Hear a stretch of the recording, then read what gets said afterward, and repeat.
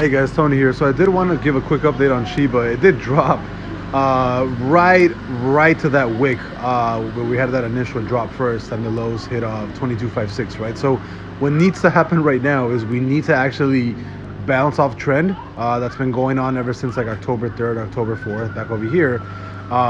If you do actually close under that and you start wicking under that and closing candles, I can easily see us drop all the way down to like around 17, 18.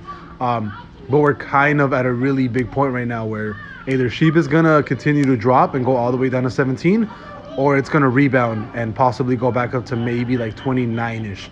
But we are on trend right now, and if that trend gets broken, I can easily see SHIB going all the way back down to around 17 or so. So two scenarios that I think can happen is either you rebound off of this trend, or you possibly break trend, retest, and then come all the way back to 18. That's like the only two scenarios that I can possibly see play out right now. But it's very important to actually stay on trend. So I'll see you guys later. Bye-bye.